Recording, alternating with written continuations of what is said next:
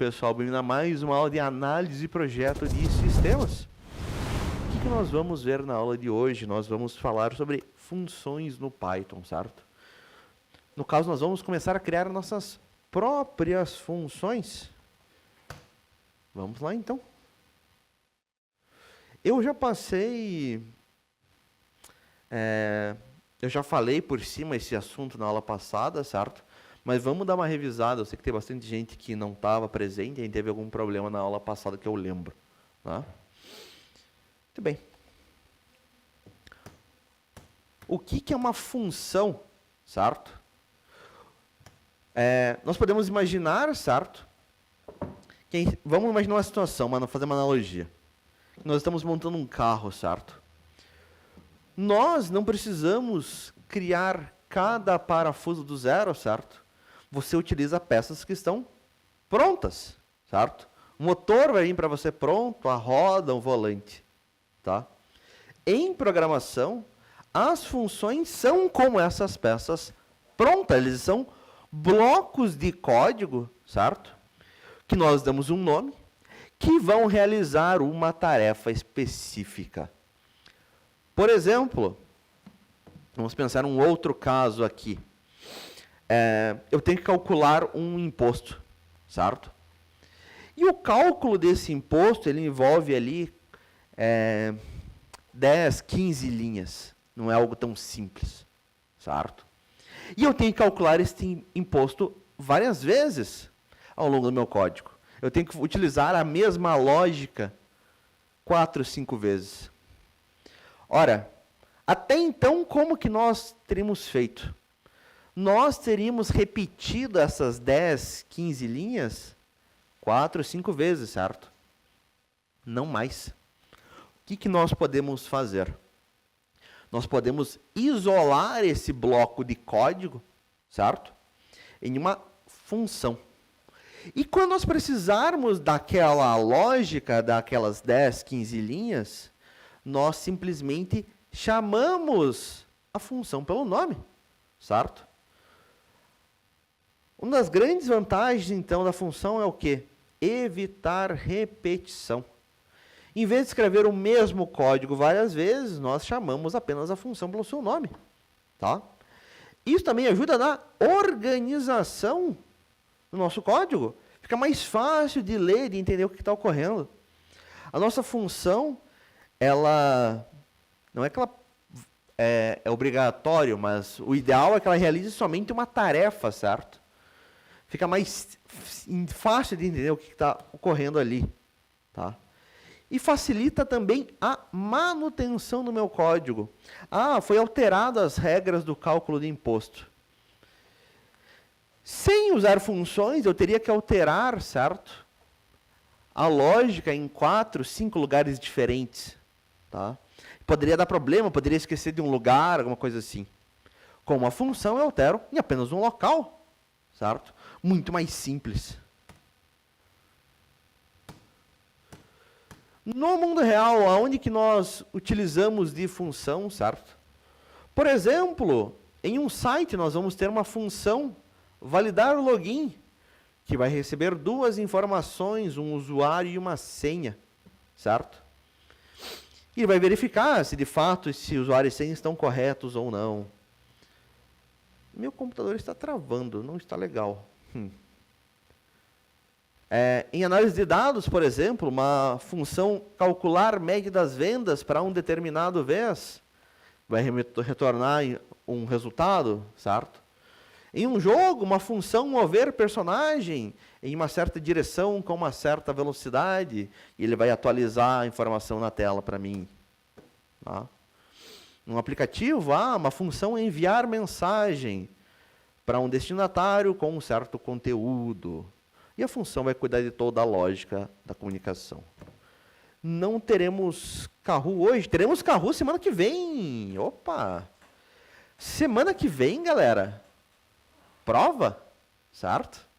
Nossa primeira prova. Semana que vem nós vamos ter um Kahoot, vamos fazer uma revisão, certo? E aquela provinha básica, 20 questões. Múltipla escolha. Essa semana vocês têm prova Paraná também, né? não daria para fazer essa semana. Em Python, falando de funções, nós temos 3 diferentes tipos de funções, certo? Nós temos as funções integradas, as funções built-in, certo? Aquelas que o Python nos dá pronta, certo? Nós temos as funções que são definidas pelo usuário, as UDF, as User Defined Functions, aquelas que nós vamos criar, e esse é o foco nosso hoje. E existe ainda um cara chamado funções anônimas, conhecido como lambdas. Lambdas são funções sem nome, certo? Por isso anônimas, de uma linha só, certo? É para tarefas um pouco mais simples. A gente vai olhar mais para o futuro nesse cara. Agora nós não vamos focar em lambdas. Vai confundir vocês. As funções built-ins, as funções então integradas, nativas, né? O Python já dá pronto, é só nós utilizarmos, né? Por exemplo, função print, função input, len, sum, sorted round, né? Sorted round eu não mostrei para vocês ainda. Acho que sorted eu cheguei a mostrar num exercício apenas. Sorted é para você ordenar uma coleção, certo? Por exemplo, uma lista. Round é para você arredondar um número para um número específico de casas decimais. Mas não é isso que importa para nós. Meu Deus, mas que lerdeza esse PC hoje. Estranho. O que nos interessa hoje são as UDFs, as User Defined Functions, certo? Aquelas que nós vamos criar. Mas que dificuldade. Como que nós criamos uma função própria? Nós vamos utilizar uma palavra-chave def, certo? Def, seguido do nome da função. Uma função somar, por exemplo. É uma função, abre e fecha parênteses. Sempre, mesmo que você não passe nada lá dentro. A nossa função, ela pode receber ainda, ela pode esperar nesse caso, dois valores, certo? A gente vai ver que esses caras são, nós chamamos de parâmetros. São variáveis que a função espera receber. 2 pontos para indicar o início do bloco da função, certo? O bloco, assim como outros blocos, tem uma indentação constante. Quero chamar a função, chama a função pelo nome. Vamos fazer esse exemplo.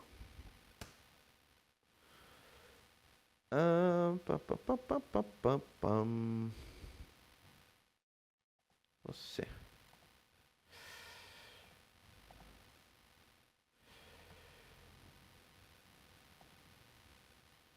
Não.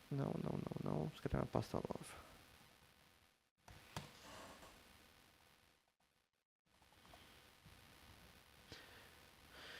Ora, mas é difícil. Até para criar uma pasta ele está demorando. O que acontece com você?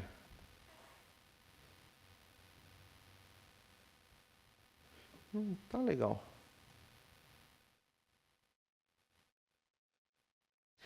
O F no código mesmo, onde é que está um exemplo? Esse F aqui, a gente já vai dar uma olhada.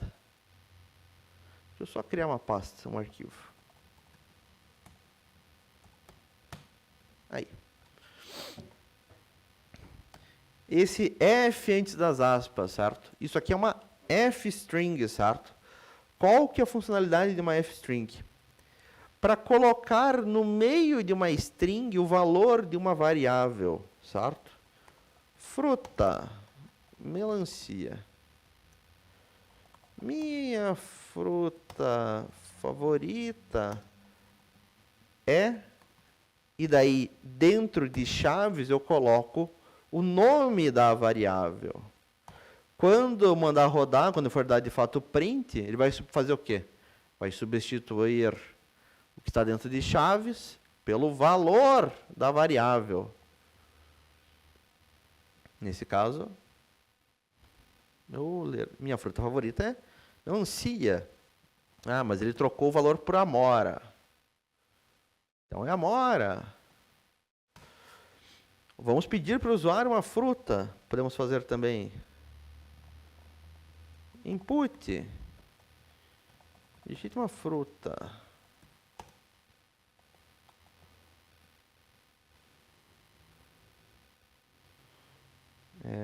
Mouse? Aqui, obrigado.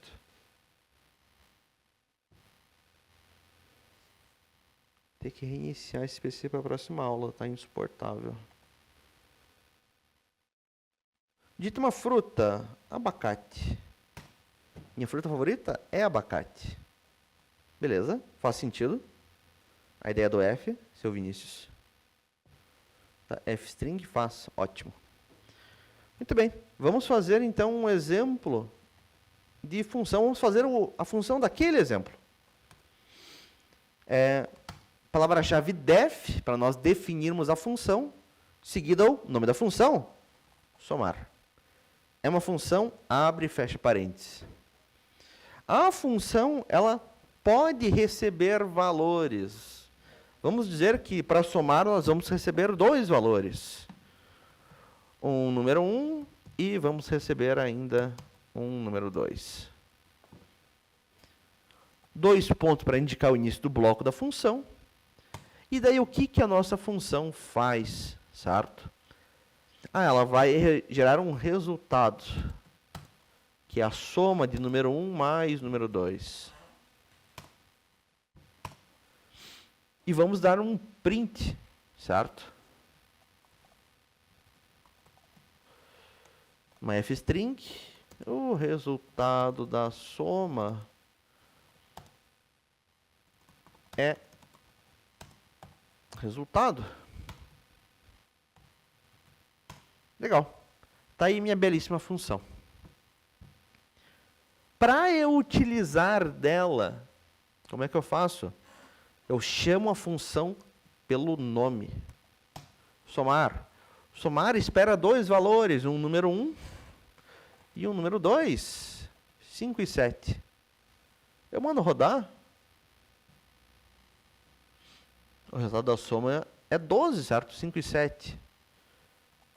Somar passando 100, passando menos 50. O resultado da soma é 50, certo? Repare, a lógica aqui da minha função tem 2 linhas, mas eu chamo com uma linha só agora. Se a lógica da minha função tivesse 30 linhas, eu ia chamar também com uma linha só. Imagine que esse somar tinha 30 linhas, eu chamei 2 vezes, eu teria que fazer o quê? 60 linhas. Não mais, certo? Me poupa muito tempo.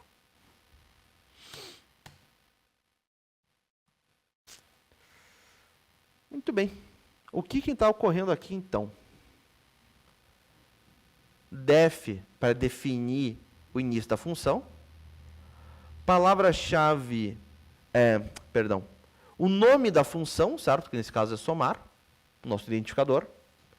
Dentro de parênteses, nós temos os chamados parâmetros, certo? Parâmetros nada mais são do que nada mais são do que variáveis que a função espera receber um valor, tá?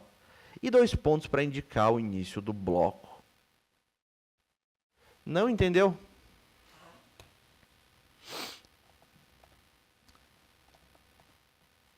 Muito bem, vamos melhorar esse cara. Só um segundo. Como é que eu posso explicar de outra forma?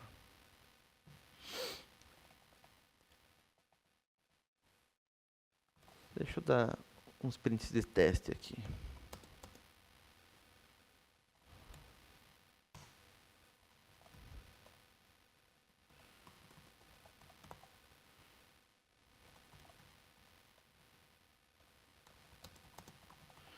Vamos rodar esse cara no passo a passo. Você não precisa fazer comigo, só preste atenção. O que está ocorrendo aqui?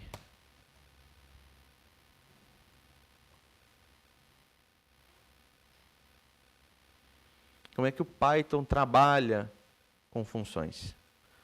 Inicia meu código. ele vai passar pela função, ele vai criar esta função e vai deixar armazenado ali quietinho. Está aqui, tem uma função, certo? Somar, que está guardado aqui, nesse endereço de memória. Beleza. Vai dar um print, certo?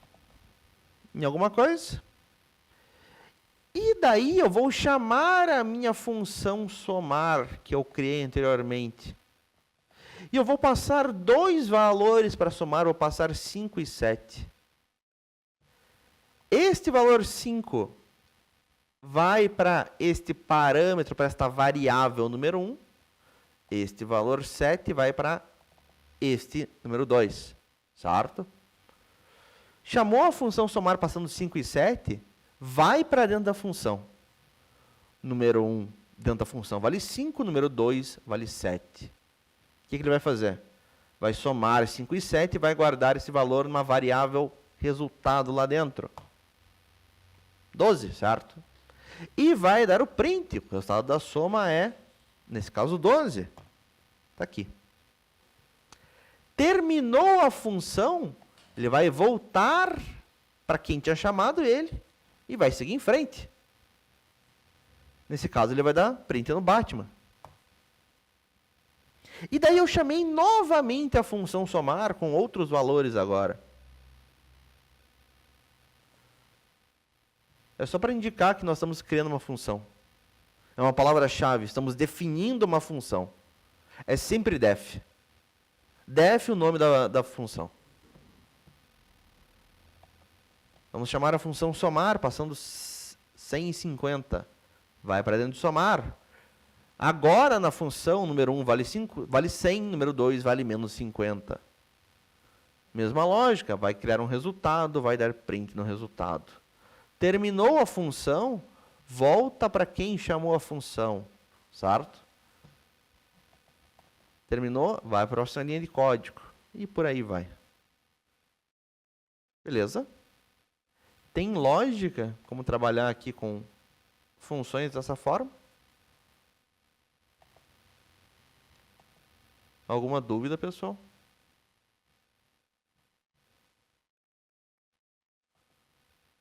Se nós não temos dúvida, vamos fazer exercícios. Quais exercícios eu tenho que ver?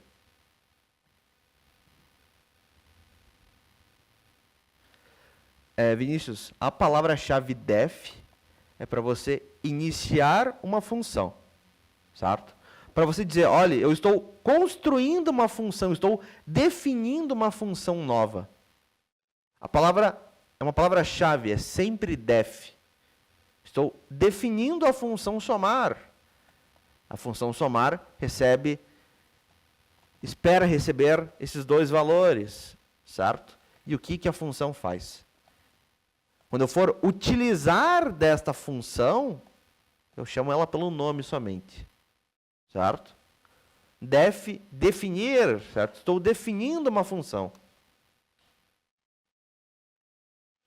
Se você não usar def, vai dar erro. Isso aqui não é nada. Não é assim que você cria uma função. Certo? Tem que ter a palavra-chave def para você criar a função.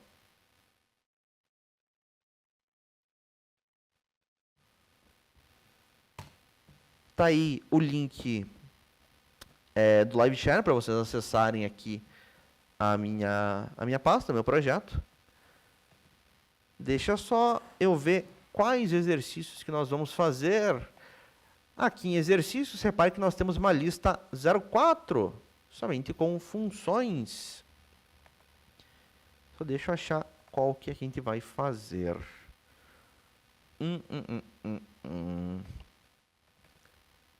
3, 4, 5, 8 e 9. O que diz o exercício 3?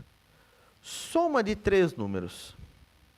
Elabore um programa que contém uma função necessitando de 3 argumentos numéricos e que retorne a soma desses 3 argumentos. Como assim argumentos, professor? Vamos dar uma olhada.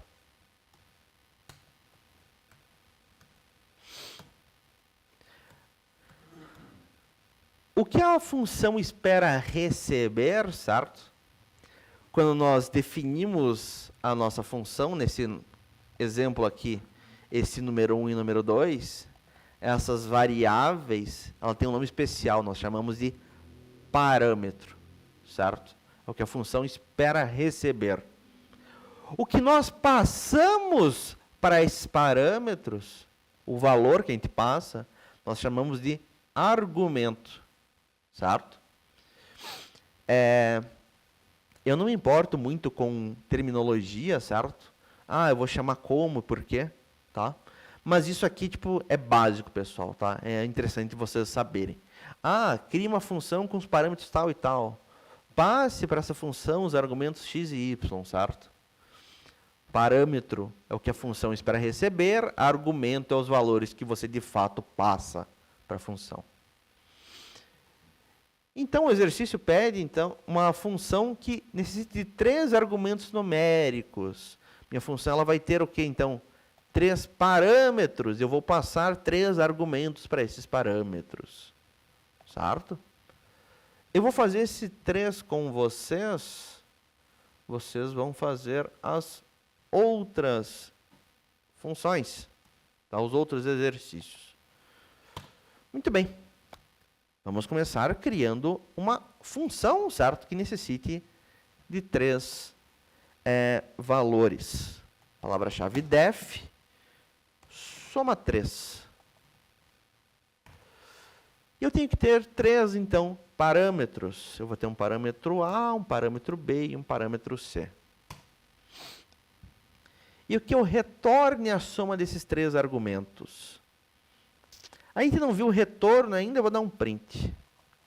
Deu um print em A mais B mais C. E quando eu preciso, como é que eu utilizo esse cara? Vamos chamar o soma 3, passando valores. A soma de 3, 4 e 5. E além disso, vou chamar o soma 3, passando 12, 15 e 18, por exemplo. Mando rodar. A soma de 3, 4 e 5 é 12, a soma de 12, 15 e 18 é 45. Certo? Mas eu não queria passar em código esses valores. Eu queria que o usuário me desse os valores. Tudo bem. Vamos pegar esses valores via input. Deixa eu agilizar minha vida.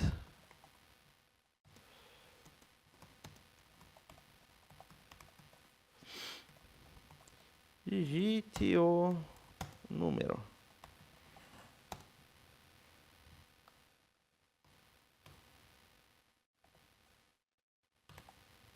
E daí eu passo esses valores na chamada da minha função, certo? Número 1, número 2 e número 3. Bora rodar. O primeiro número é 2, segundo número é 1, terceiro número é 4. 2 mais 1 mais 4 vai dar 7, está aqui o 7. Beleza? Faz sentido este código aqui, pessoal? Ou não?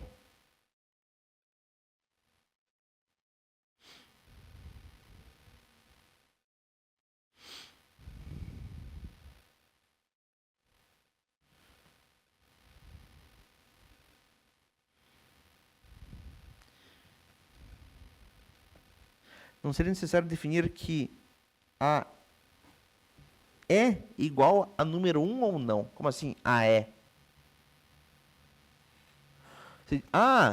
Que o nome de A é igual ao número 1. Eu poderia fazer isso, tá? Eu vou mostrar para vocês depois. Este parâmetro, para esse parâmetro A eu vou passar o número 1. Para B eu vou passar o número 2. Para C eu vou passar o número 3. Isso aqui é um argumento nomeado. A gente vai ver mais para frente. Posso fazer isso? Posso, fica mais claro. Eu gosto de fazer dessa forma, inclusive. Mas não tem necessidade, tá? Isso aqui é de forma nomeada. Se você não passar o nome, ele vai de forma posicional. Primeiro argumento para o primeiro parâmetro, segundo para o segundo, terceiro para o terceiro e por aí vai. Beleza? O padrão, então, quando você não especifica, de forma posicional. Tentem fazer para mim o exercício 4. O que diz o exercício 4? Classificação de número. Desenvolva um programa com uma função que recebe um número como argumento e retorne positivo se for positivo, negativo se for negativo ou zero se for zero. Simples. Façam esta função para mim, certo? E, obviamente, chamem a função 3 vezes, cada uma com um valor diferente, certo? Ah, eu vou chamar minha função passando 5, passando menos 5 e passando 0, por exemplo. Eu vou deixar aberto aqui o 3. Façam para mim o 3, perdão, façam para mim o 4. Quem terminar, dê uma olhada no 5, no 8 e no 9.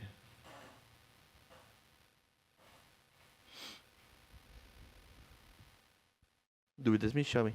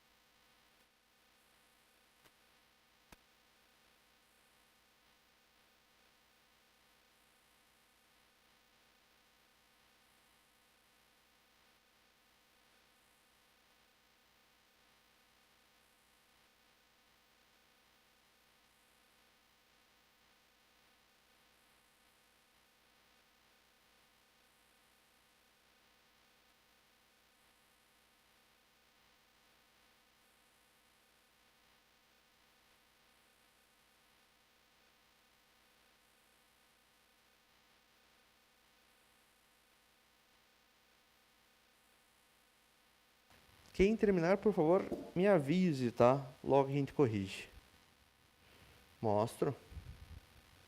Tá aqui a chamada da função, certo?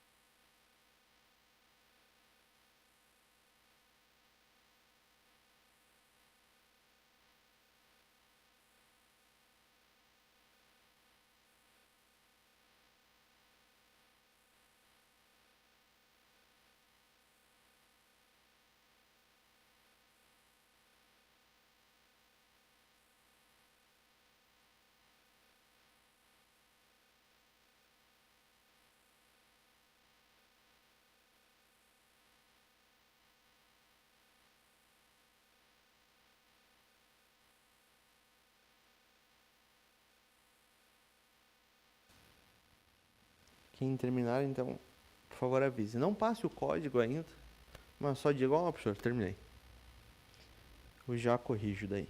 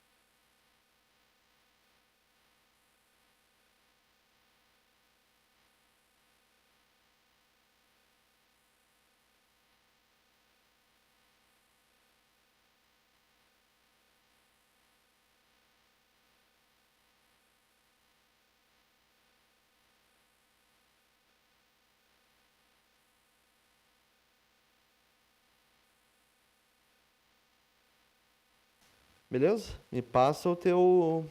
Deixa eu pedir para você compartilhar a tua tela, peraí.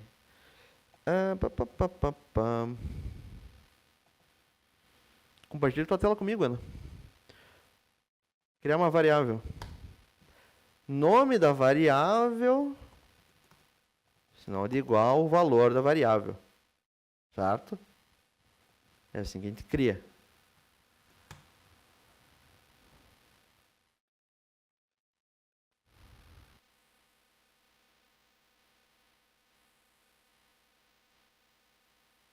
Compartilha a tua tela comigo, Ana.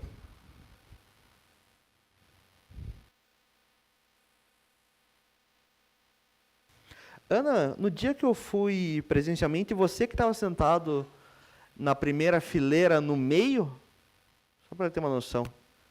Eu não lembro quem, eu não pedi o nome de quem estava sentado ali.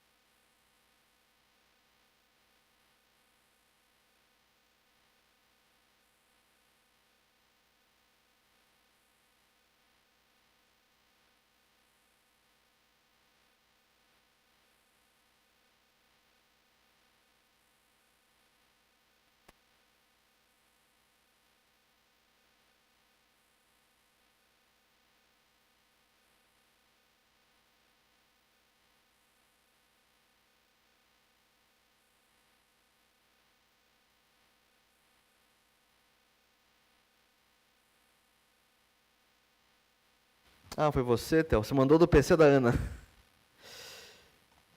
Então, vamos colocar para você compartilhar a tela. Compartilhe tua tela comigo aí.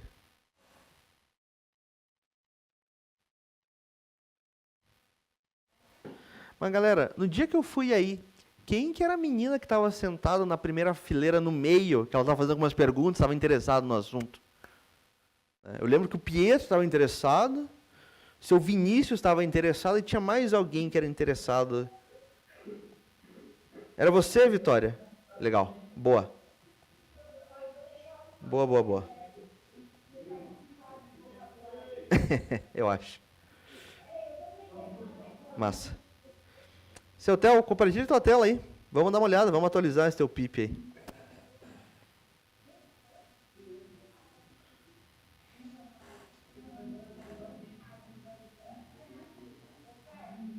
Oi, diga lá.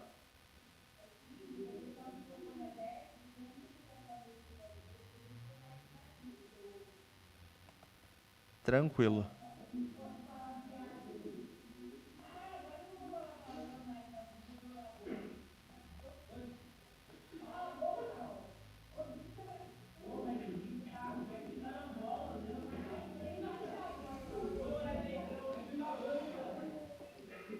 Pessoal, eu vou deixar desligado o microfone de vocês, porque é difícil de eu escutar, tá?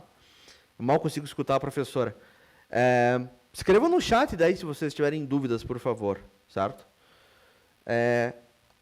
Theo, você quer instalar o PyAutoGUI. Compartilha tua tela comigo, certo? Eu já te dei a permissão e eu te ajudo. Mas deixa eu silenciar vocês aqui.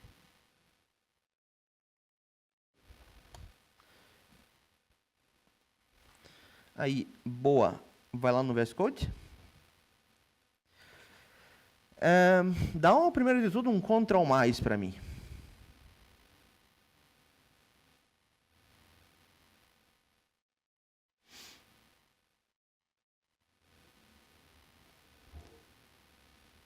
Ele já está tudo instalado, na verdade, certo? Então ele já está dando ali como satisfeito.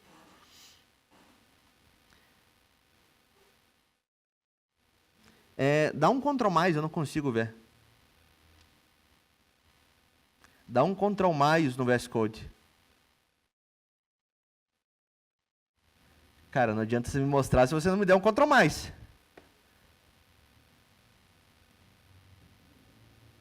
para dar zoom. Clica no VS Code, tecla Ctrl, tecla mais.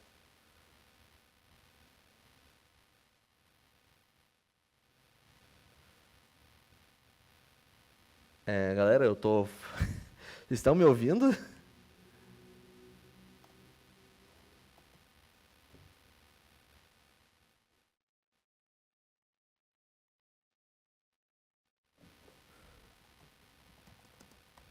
Alô, pessoal?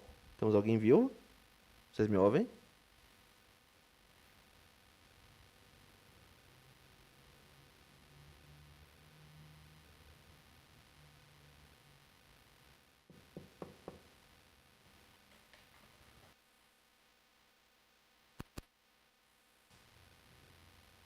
Vocês não me ouvem então, pessoal? Alô? Não? Não sai som? Tá ok. Ninguém me ouve? Ah, putz.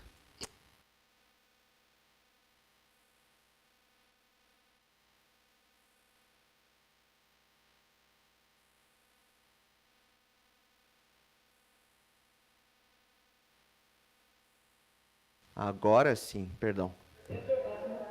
Agora foi. Muito bem. Theo, dá um Ctrl mais para mim. No VS Code. Para eu conseguir ver o que está acontecendo. Aí, agora sim dá para ler. Beleza. Deixa eu ver o exemplo do... AutoGUI. Abre ali a tua pasta, só para eu ver. Se digas aí. Está com a tua... Abre a tua Venv.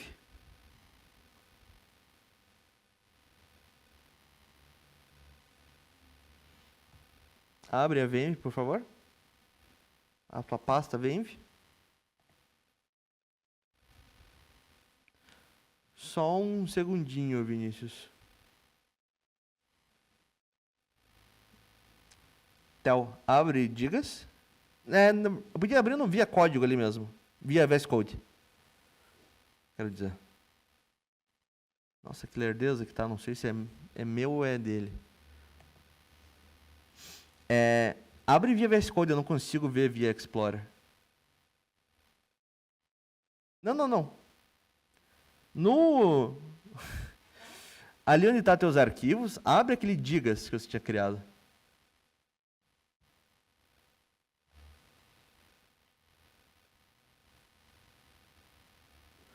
Por exemplo, no meu aqui, certo? 2 anos Python. Abre esse cara.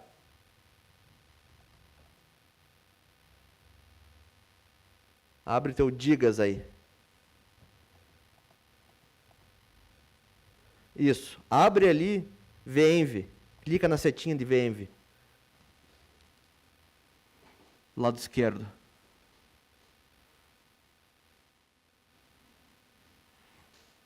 Certo? Embaixo de digas tem uma pasta venv. Clica ali para expandir esse cara. Nossa, que lerdo do computador, cara.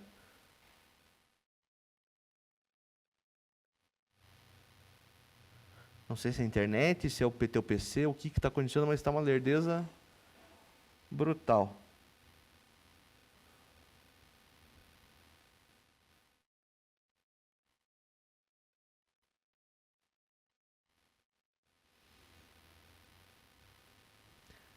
Você não consegue me ouvir? Volta lá no VS Code. Clica em venv. Na pasta venv. Expande a pasta.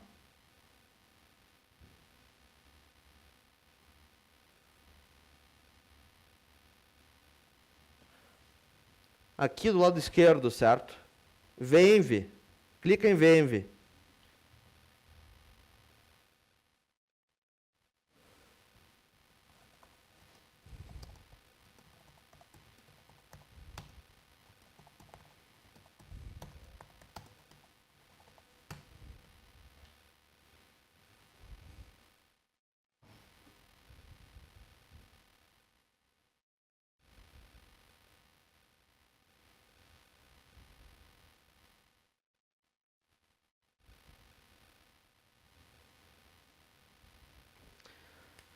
Vai em lib para mim.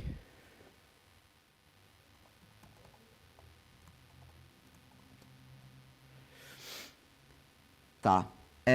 Esconde aquele VS Code Patches para mim, primeiro de tudo, para ganhar espaço.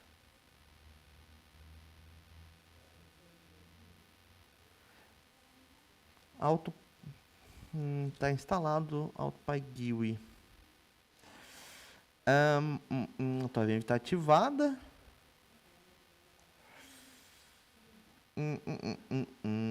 Módulo não encontrado. Faz o seguinte. Executa um comando piplist para mim. No terminal.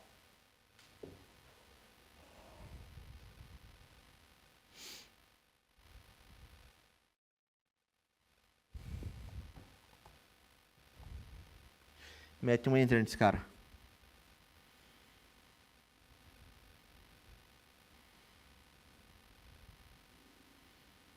Tá instalado. Às vezes o VS Code ele se perde na importação ali de bibliotecas. Fecha e abre de volta. Fecha o teu VS Code como todo e abre de volta.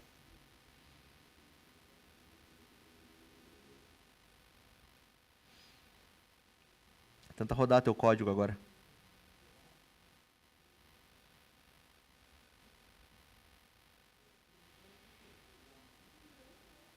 Cara, você tem que diminuir um pouco aí as extensões no teu VS Code, porque tá uma lerdeza ridícula, cara. Não precisa executar o pimp install, cara. Isso já tá feito.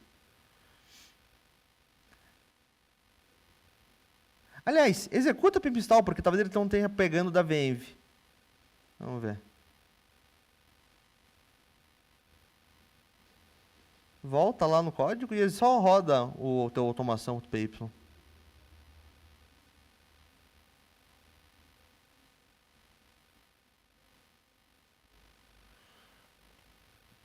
Via chat mesmo, Vinícius.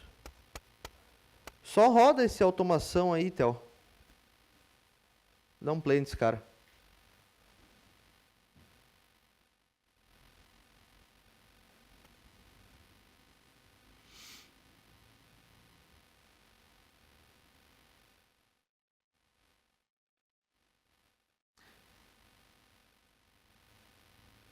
Tá certo sim, Vinícius. Eu já corrijo.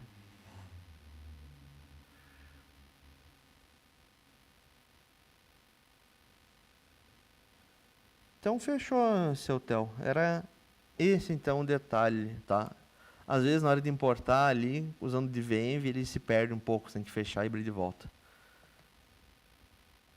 Muito bem.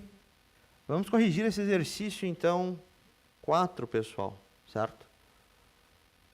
Classificação de número. Desenvolva um programa com uma função que receba um número como argumento e retorne positivo se o número for positivo, negativo se for negativo ou zero se for zero. Nós ainda não vimos retorno de função, é o nosso próximo assunto, certo?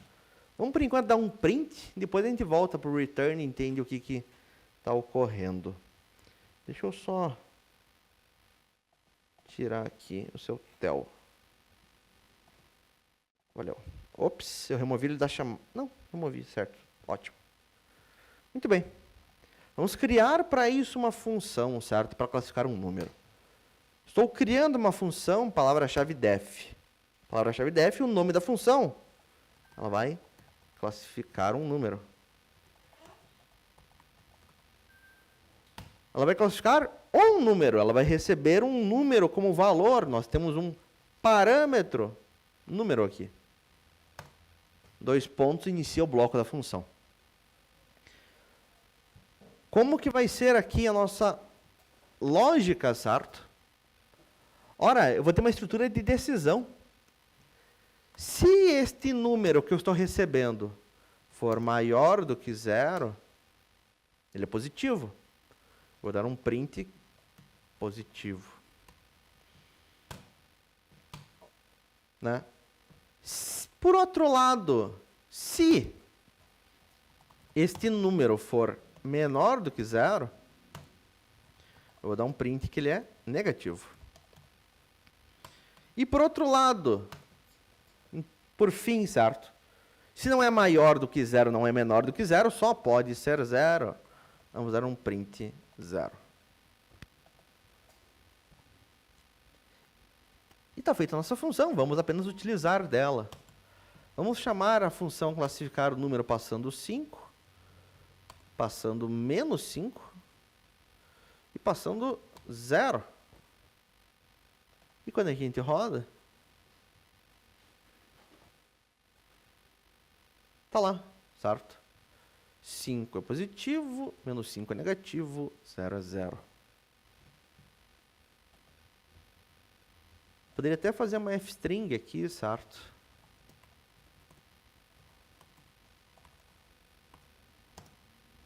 Especificando o que é o quê.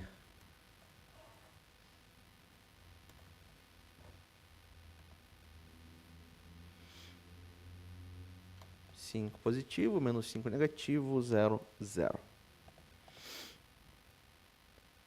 Alguma dúvida nesse exercício, pessoal? Faz sentido a nossa função? Ou não?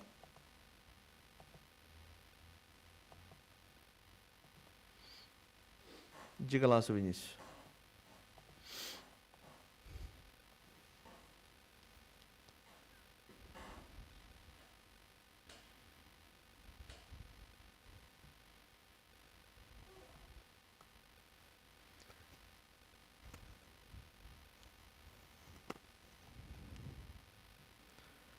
Para colocar o número aonde? No print, aqui no terminal, esse 5, 2 pontos, menos 5, 2 pontos, 0, 2 pontos?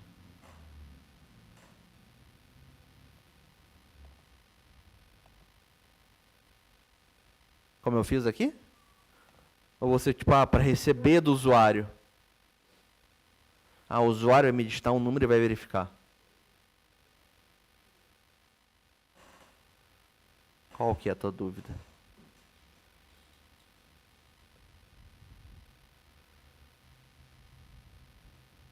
Vamos fazer os dois casos. Vamos receber um número e vamos mostrar no terminal.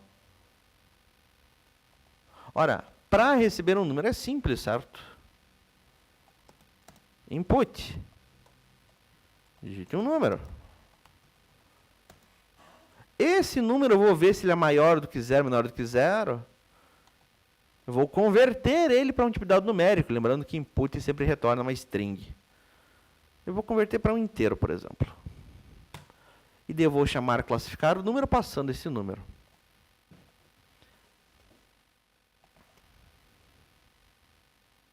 E tem um número 12. E ele vai me dizer, ó, 12 é positivo. Como que eu faço isso? No print com a f-string, certo?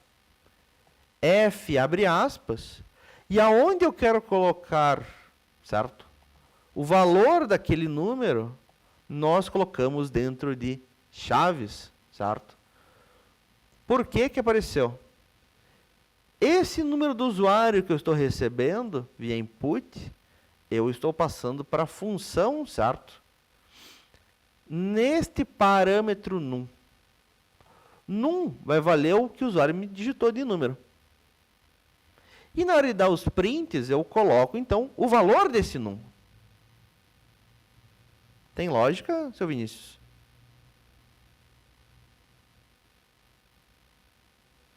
Sim? Era essa a tua dúvida? Ótimo. Só que o nosso exercício, ele fala aqui em... Cadê? Para retornar em retorno. Eu passo o código para você no chat. Como assim retorno? Vamos dar uma olhada. Cadê? A nossa função, ela pode retornar um valor utilizando de uma palavra-chave return, certo? Como assim retornar um valor? Ora, de forma que eu possa guardar o retorno da minha variável, o retorno da minha função em uma variável. A função input é uma função que tem retorno, certo? O que o usuário digita, eu consigo guardar em uma variável. Print não. Oi?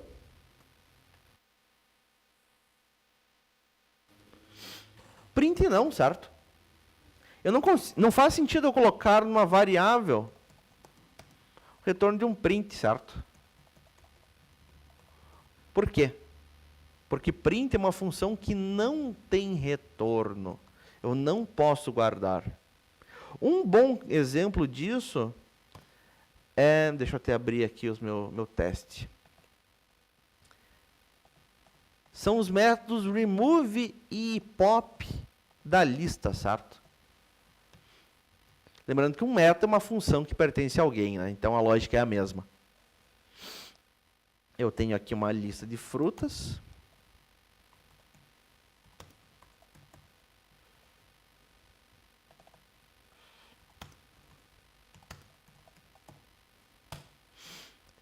E eu vou fazer aqui... bonitão para hoje. Que lerdeza. Frutas. Ponto pop. E B recebe frutas. Ponto remove. Uva. Você tem que lembrar dos métodos da lista. A função pop, um método pop, além de remover um elemento, ele me retorna o elemento removido. Eu posso guardar o que ele removeu em uma variável. Por quê? Porque esse cara ele tem um return, ele tem um retorno. Remove, por outro lado, não, certo? Ele apenas remove, ele não tem um retorno. O retorno, nesse caso, seria o quê? Seria um nulo, um none. Se eu der print em A e se eu der print em B, repare.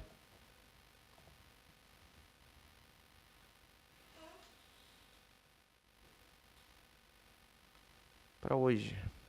Meu Deus, que lerdeza.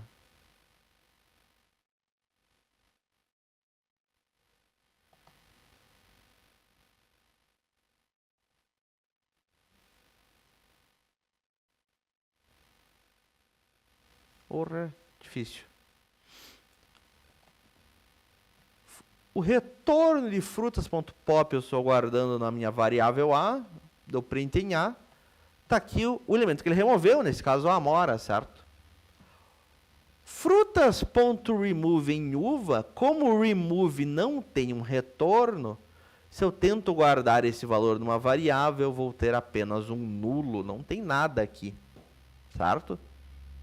Quem faz com que pop tenha um retorno é, então, esta palavra-chave return, certo? A minha função, então, ela pode retornar um valor para eu utilizar depois, para eu fazer um cálculo, algo nesse sentido, certo? Quando o Python ele bate na palavra-chave return, ele vai sair de toda a função, certo? É tipo um break lá no looping, certo? Não importa se tem mais código para baixo do meu return, ele sai de toda a função e retorna o valor que está no return para quem chamou a função, tá? Se a minha função não tem um return, por padrão ele retorna um none, um nulo. Aqui, então, no nosso exercício 4,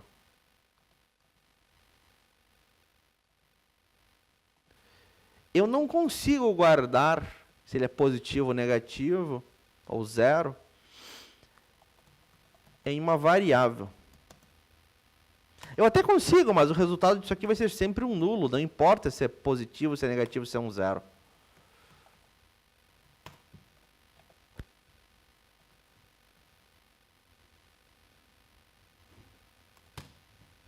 Está aqui, none. A minha função ela dá um print apenas. Print não é retorno, certo? Não consigo guardar essa informação para usar depois. Em vez de dar print, eu poderia dar então um return. Retorne para mim isto. Em vez de dar print, retorne. Em vez de dar print, retorne. Aí ele está me retornando uma string. Essa string eu guardo numa variável resultado. E eu dou print nesse resultado, por exemplo.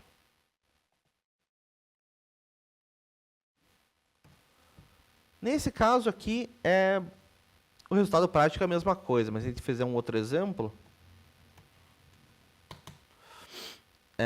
eu vou ter uma belíssima função para dobrar um número. Não que seja melhor do que print, são situações diferentes. Tá? Às vezes você não tem por que guardar esse número, você vai dar print direto. Ou eu posso fazer as duas coisas, certo? Minha função dobrar número que recebe um número. O que ela faz? Ela vai dar print. O dobro de num é num multiplicado por 2. E vai me retornar também este número multiplicado por 2. Eu vou ter um resultado. Quando eu chamar dobrar número passando aqui um valor, por exemplo, 5.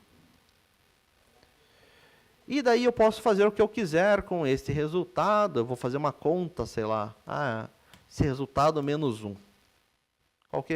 Só para exemplificar, certo? Vamos executar no passo a passo até. Vamos entender o que está ocorrendo.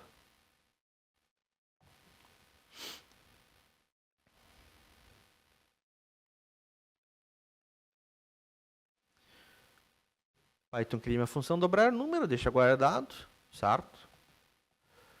E muito bem. Chegamos na linha 25. Vamos chamar a função dobrar número, passando como argumento este 5. Ele vai para dentro da função, certo? Num vale 5, vai dar o print, certo?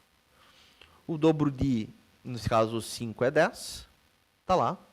E ele vai retornar para quem chamou a função o valor desse número multiplicado por 2. Vai retornar para nós um 10, certo? Este 10 vai vir para cá. Esse 10 vai ficar guardado na variável resultado. Está aqui. Resultado vale 10. E agora eu posso fazer o que eu quiser com esse resultado, certo? No caso eu dei print, esse resultado menos 1. Está ali um 9. Certo? Só para exemplificar alguma coisa. Poderia fazer literalmente o que eu quisesse. Beleza? Tem lógica isso? Ou não? A ideia de return, meus caros. Ficou claro? Repare que, depois do return eu vou dar um print aqui. O Visual Studio, ele é legal comigo. Repare que ele já está deixando esse print acinzentado. Ele retorna um valor, Vinícius. Para eu armazenar, eu tenho que colocar ele em uma variável. Certo? Beleza. Repare, né? Esse print Batman, o Visual Studio está mostrando acinzentado para mim. Por quê? Porque esse código não é alcançável, o Python nunca vai executar esse código. O return, ele força a função, ele força o Python a sair da função, certo? O código que eu tenho abaixo do return dentro da função, nunca vai chegar ali, ele sempre vai sair no return, certo? É tipo um break, em um looping. Tranquilo então, tudo certo até aqui?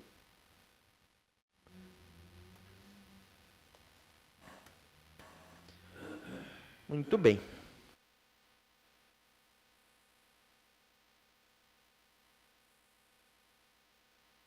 Vamos em frente.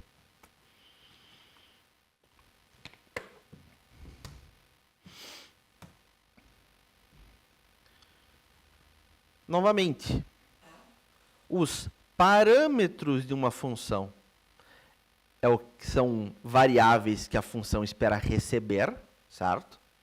Enquanto que os argumentos são os valores que são passados para esses parâmetros, para essas variáveis. Por padrão, os argumentos eles são de forma posicional. Primeiro argumento, primeiro parâmetro, segundo argumento, segundo parâmetro, e por aí vai. Tá? Nós podemos ter ainda parâmetros que são opcionais. Como assim parâmetros opcionais? Certo? Que você pode não passar um valor para ele. Vamos fazer um teste.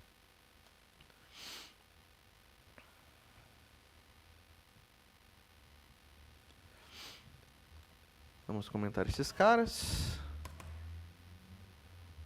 E vamos lá. Meu Deus, que lerdeza. Vamos criar aqui uma função. Vou fazer igual do exemplo. Comprimento. Tem um parâmetro nome, um parâmetro sobrenome e um parâmetro saudação.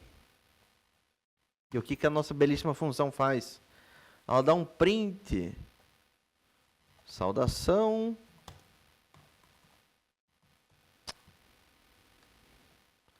Nome. Sobrenome. Ridículo, certo? Legal. Vamos chamar essa nossa função comprimento, passando então aqui nome João, sobrenome de Almeida. Saudação é um oi. E o que ele vai fazer? Oi, João de Almeida, certo? Funcionou, funcionou. Só que, comprimento, vamos passar como nome Maria, sobrenome Helena. Saudação não vou passar. O que vai ocorrer? Um erro, certo? Um erro de tipo, um type error. Por quê? A minha função comprimento, certo? Está faltando um argumento posicional obrigatório. Não passou um valor para saudação, certo? O primeiro foi para nome, né? Maria foi para nome, Helena foi para sobrenome, saudação não foi informado. Beleza, vamos passar então uma saudação.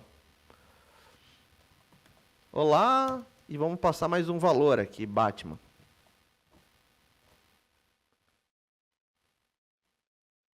Se eu passar menos valores do que ele é obrigatório, vai dar erro. Se eu passar mais valores do que ele aceita, também vai me dar erro.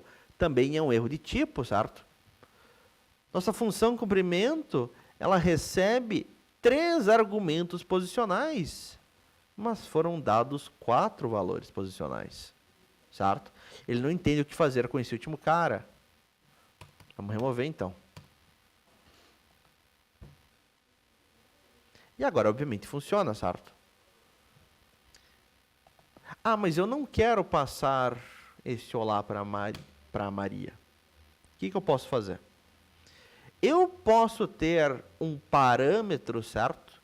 Que ele é opcional. Que, se não for passado um argumento para ele, ele se utiliza de um valor padrão. Saudação vai receber um valor padrão. Se não for informado, vai utilizar de um olá sempre. Certo? Vamos rodar.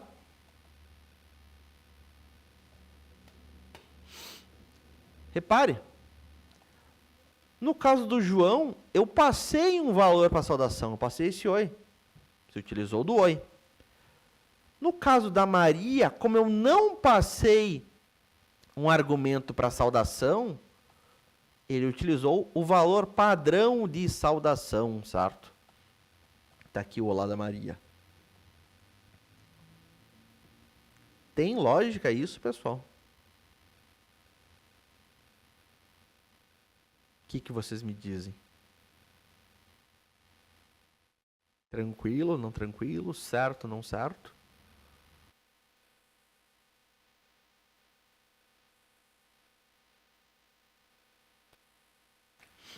Este assunto vai cair na prova de semana que vem. tá? Só para vocês ficarem espertos.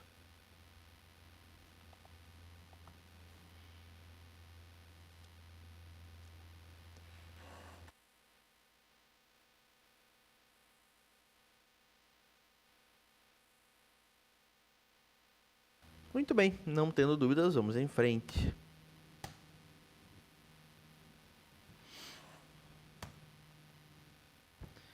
Eu posso ainda passar os valores para os meus parâmetros, ou seja, passar os meus argumentos de uma outra forma. Por padrão, certo? É de forma posicional.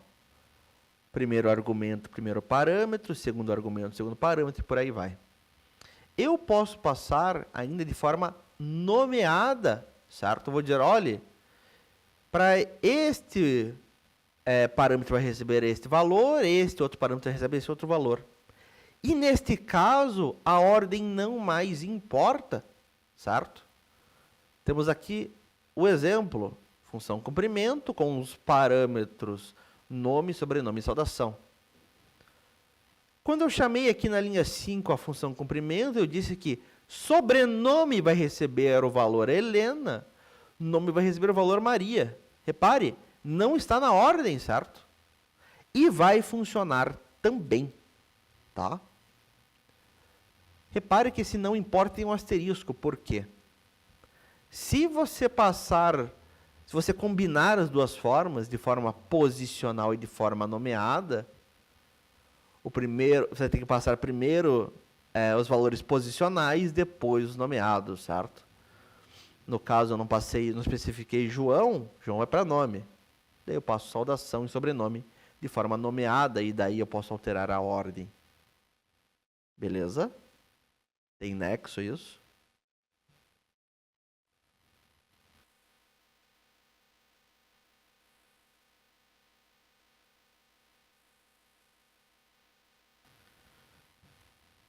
Certo. Vamos para exercício. Exercício número 5. Cálculo de imposto sobre produto.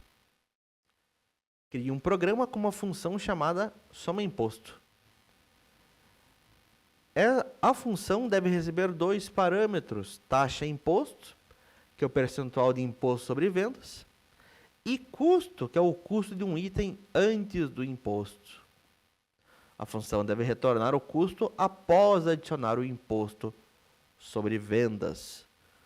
Como que vai ser o cálculo dessa função? Como que nós vamos aumentar, certo?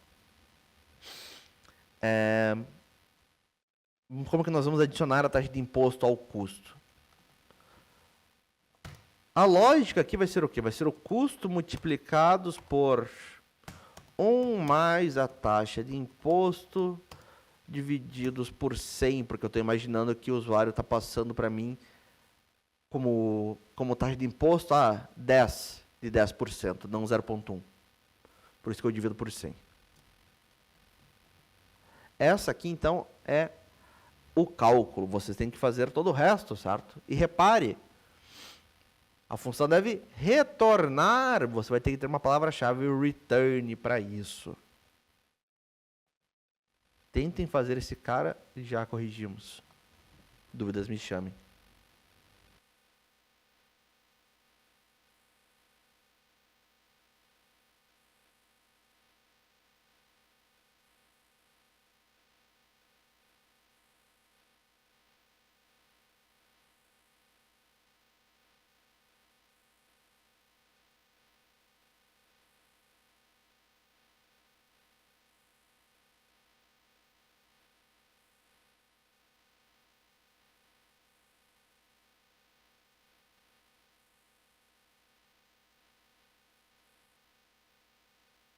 Muito bem, pessoal. Vamos resolver esse exercício 5. Cálculo de imposto sobre produto. Crie um programa com uma função chamada soma-imposto. Vamos começar por aí. def soma-imposto. A função deve ter dois parâmetros, taxa e imposto, que é o percentual de imposto sobre vendas, E custo é o custo de um item antes do imposto. A função ela deve retornar o custo após adicionar o imposto sobre vendas, ou seja, o preço final, certo? O custo final desse produto com os impostos. Eu vou retornar, então, o quê? Vai ser o custo multiplicados por 1 mais a taxa de imposto divididos por 100. Meu Deus, por que essa conta? Certo? Eu estou imaginando que o usuário vai passar para mim como taxa de imposto um valor tipo 10 para 10%, certo? Eu estou pegando esse valor, por exemplo, 10, estou dividindo por 100, vai dar 0,1. E eu estou somando com 1, certo? Vai ficar o quê? 1,1. Esse 1,1 estou multiplicando pelo custo do produto. Ah, o produto custa 100, tem 10% de imposto. Tá? Seria 100 multiplicados por 1,1. 100 multiplicados por 1,1 vai me retornar 110. Certo? Essa é a lógica da minha conta. Muito bem. Vamos pegar o custo via input. O custo do produto, ele pode ter, obviamente, centavos. Converter para float. Retorno meu input. Digite o custo do produto. Além disso, vou pegar a taxa de imposto. Também pode ter uma fração, certo? Converter para float o retorno do input. Digite a taxa de imposto em porcentagem.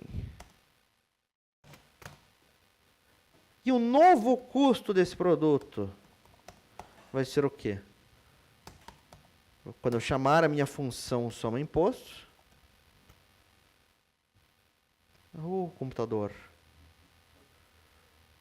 passando aqui a taxa de imposto, passando o custo, certo? Minha função tem um retorno, que ela retorna, eu guardo nessa variável. E por fim eu vou dar um print.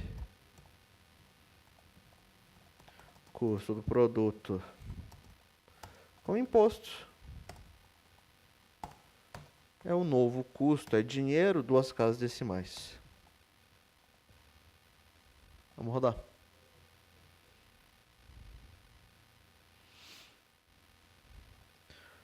O produto ele custa 200, ele tem 10% de imposto. O custo com imposto vai ser então 220, certo? Ah, o produto custa 50, tem 50% de imposto. O custo com imposto é 75 então. Certo? Funciona, funciona. Muito bem, galerinha. Eu falei que ia liberar 9h45, só que eu tenho que reiniciar meu PC até a próxima aula e tudo mais. Então, nós vamos ficar por aqui, certo? Galera, lembrando, esse conteúdo vai cair na avaliação semana que vem. Ao contrário do trimestre passado, não vou tirar nota de pedra, de participação, esse tipo de coisa. Porque ninguém participa, certo? Se espertem, tá? No mais, a gente fica por aqui, a gente se vê na próxima. Falou, até mais.